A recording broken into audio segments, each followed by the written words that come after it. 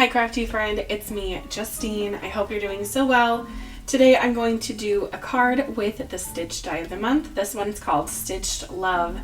I'm going to switch it up just a little bit, and instead of having the word love in the center, I'm going to use the wax seal of the month. If you are going to use the love, it's just a simple back stitch. And I say simple, but if you don't know what that is, just hang in there. I'm going to be posting a video on my channel in January, actually a mini series all about stitching.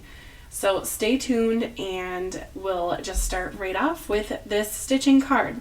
So for this one, there's two methods of stitching. There's stitching in a circle from a center point, and then there is stitching from what I call the triangle stitch with one center hole. So let's go ahead and start with this one.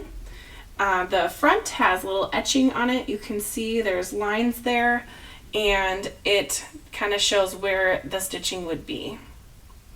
But I'm going to go ahead and add some stitching. So I'm going to start with my needle coming from the back, using three strands here, so half of what usually comes in an embroidery floss.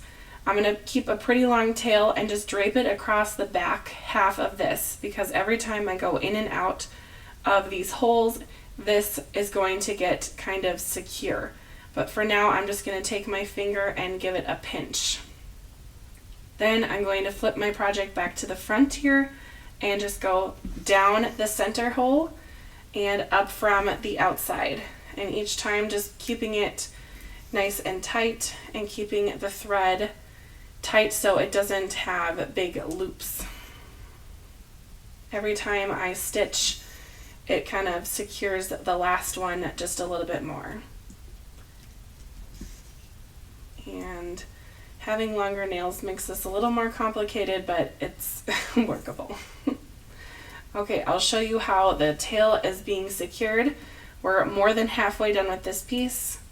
You can see here every stitch I've done, 5 of them, 1, 2, 3, 4, 5, each one has held that in just a little bit more every time. Then I have these two left. So again, coming up the outside and going down the center hole. Oops. Sometimes I lose it and it goes flying, but can always kind of recover after. All right, and then one last stitch and down the center. Then to hide the tail, you can use craft tape, you can use liquid glue, or you can do a back stitch, which is my personal favorite because it requires 0 materials besides what you're already working with, and it's pretty quick. So you just kind of stick your needle in and pull tight. Then you just snip from where you started, and now you have a little stitch piece. Pretty easy and pretty quick, and easier if you practice. So I won't say it's quick and easy, but I will say it's quick and easier if you keep practicing your stitching. Okay, now with the stitching die, there are little circles and then bigger circles. It's doing the same technique, so I just picked the bigger one to show you on camera, because usually the bigger it is, the easier it is to see. So with a circle, I'm always going to start from coming up the outside per the usual, and I will just pull this tight. Oops, I do have a little knot here. You will end up with knots, but if you don't want as many knots, use the DMC thread. It is silkier and more slippery, and it just does not knot as much as a cheaper brand. For this one, I'm just going to hold my tail. I'm going to show you how to tie off a tail. So I'm leaving maybe about 5 inches, 4.5, 5 inches there.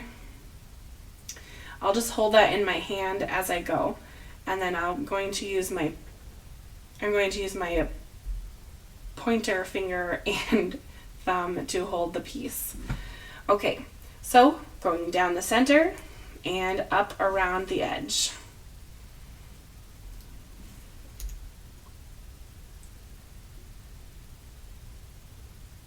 If I can hold on to it. It is a small piece, but those little circles are even smaller.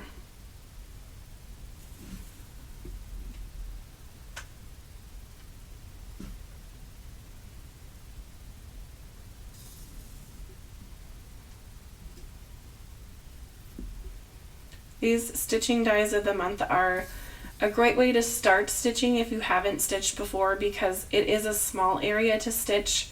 Instead of committing to a project that is a full card size full of stitching, you can go ahead and just stitch small areas like this, and it's just a little less intimidating, I think.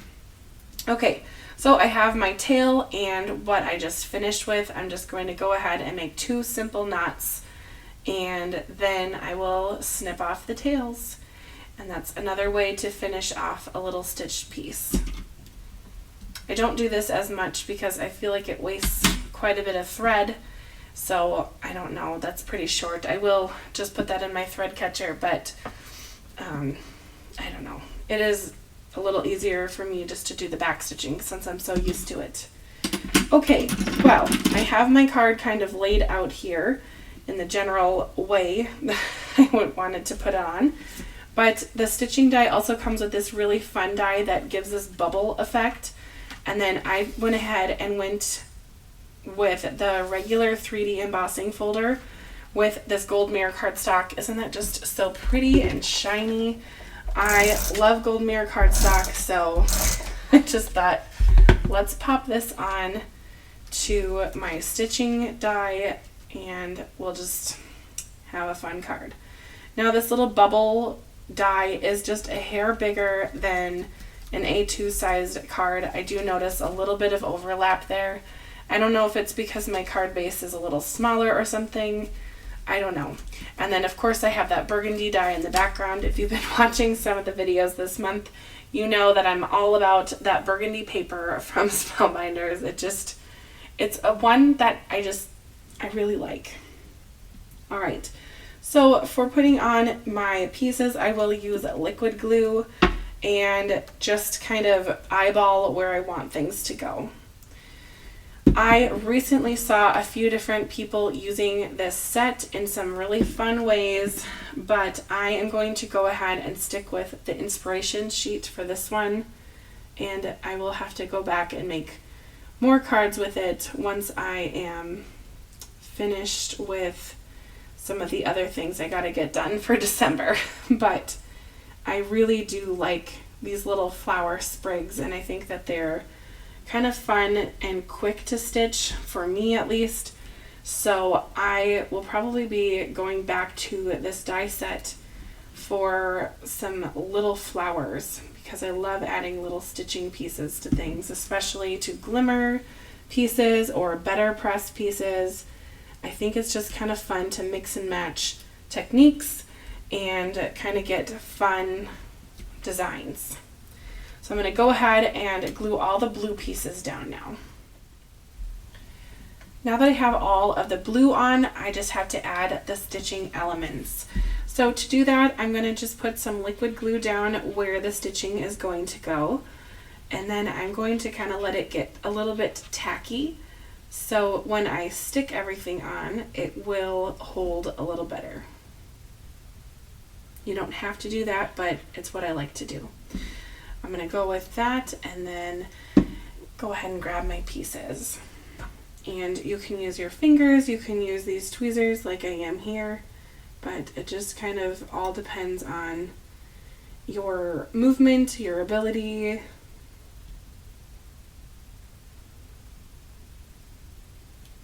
And really all you have to do is stick the pieces on and you get some really pretty things pretty quick, which is kind of satisfying after stitching a whole bunch of little pieces to get things on there. Oops, I'm going to go ahead and switch these. So there's a thick part of the flower. You can see this petal's thicker than this side.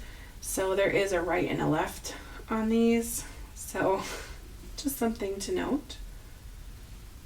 There, that looks better. And then the circles are the same. It's kind of fun with all of this symmetry on this card. It just kind of looks nice in my view here to get all these pieces on. And of course I'm going to bling it up by adding some gems to this card in just a minute here, but I'm really liking this set.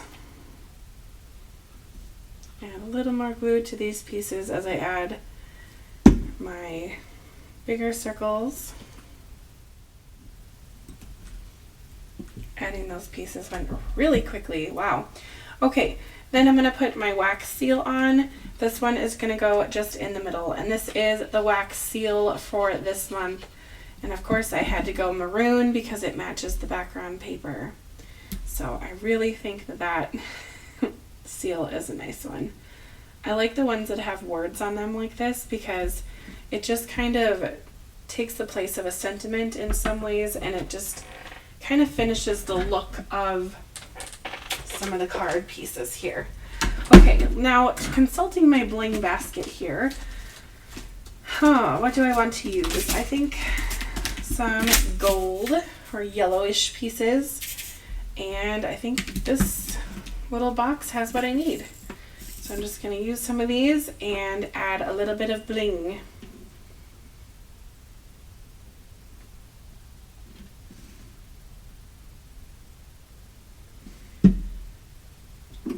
I love this little new cactus that's on my desk. I received it as a free gift with purchase from an Etsy shop called Whimsical Wishes USA, and it's where I bought my ink blending holder, brush holder, and I really like that. I wish I would have bought it a long time ago because it definitely holds the brushes away from each other so they're not getting ink everywhere. So I really like that about it, but I thought it was awfully sweet that they sent a free gift with purchase. So of course I left a very sweet 5-star review because I don't know, I feel like that's the right thing to do when you buy from a small business, is to leave them a nice review and, I don't know, in a way kind of pay it forward. I think I'm going to go with silver for the inside of the other flowers because the thread is that goldy yellow, and I want it to kind of contrast and have a little nod to the white thread that's on the other ones. So let me know in the comments what you think about this stitching die, and if you have any questions, let me know for the stitching series that I'm going to be doing on my channel pretty soon. I'd love to know and help you. I'd love to help you with any questions that you might have. Just tipping things over here. Anyway, I love the look of this finished card, and I think the gold mirror cardstock is really helping everything just pop and be that much more shimmering, shining, splendid. Thank you so much for watching all the way to the end. If you liked the video, please hit the like button and subscribe for more videos like this in your future. It definitely helps my channel when you do things like that, and it helps me get into the craft rooms of other crafty friends of ours. So thank you for doing that, and if you have subscribed already, I really appreciate it. Anyway, we'll see you next time. Bye, crafty friend.